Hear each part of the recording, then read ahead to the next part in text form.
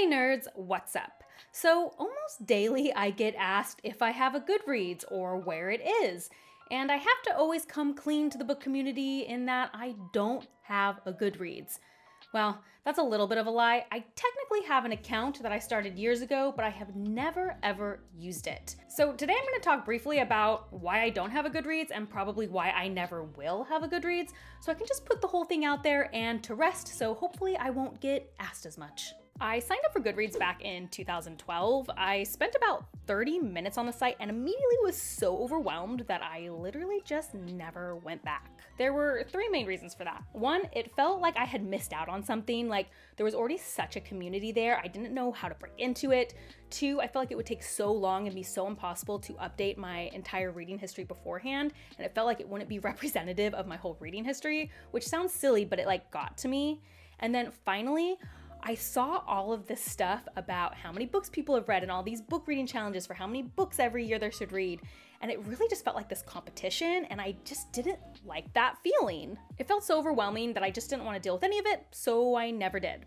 So you may be like, okay, it's been 3 years of you being on BookTube now though, why do you still not have one? And it's for some of the same reasons. It feels difficult to start there from scratch when I already have such a reading history and people kind of want to go there to see that. So if I started today, it would just take so long to catch up. Additionally, I just really don't like the culture of the more you read, the more you love books, or how many books can you possibly read in a year, set it higher and higher, 100, 150, 200, 250. Now to be clear, I'm not criticizing using the method of a book number goal as a reading thing. I get it. I think that's great. And I think for a lot of people, it works very well and is very motivating for them to help them prioritize reading. For me personally, I found that the 1 year I tried to make a reading number or number of books reading goal, it really influenced the way I read for the negative. I was avoiding challenging books. I was avoiding longer books. The page number and how fast I thought I could get through a book was completely driving what I chose to read.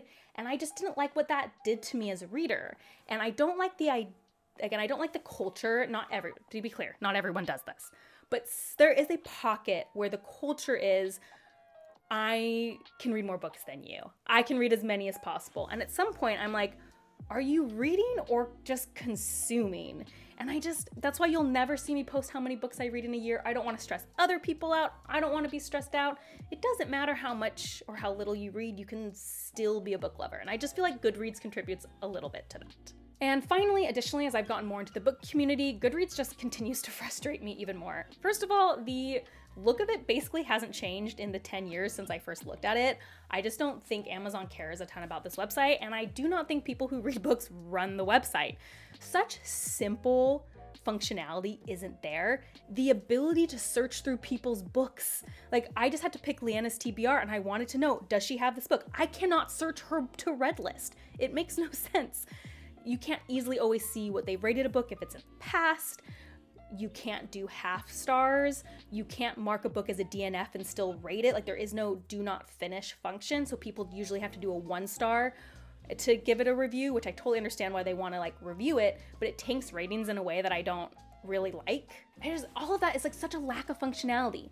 Now I did a little bit ago, maybe a year and a half ago, sign up for Storygraph, which has been set up as an alternative to Goodreads. Now Storygraph did have a lot of the things I just mentioned. You can mark a book as a DNF and they give you a little percentage and you can still review the book. You can mark books as a reread and what date you reread them on. You can use half stars and actually I think even quarter stars. And they give these handy little charts and it's really easy to search someone's profile. So all of that was really great.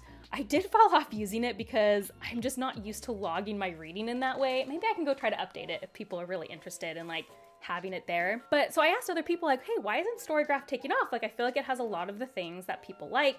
And from what I can tell from those who use Goodreads a lot is it's just the community isn't in Storygraph. There's such a community built up in Goodreads and it hasn't moved over. So I'd be interested to hear your guys' thoughts on that because I do think Storygraph has a lot of good elements, but I also think it's not quite as polished yet. And I guess the community isn't there. So I'd love to know if you've tried it, what you think of that. Anyway, that's it. It's not that deep. I just don't think it really has a great functionality.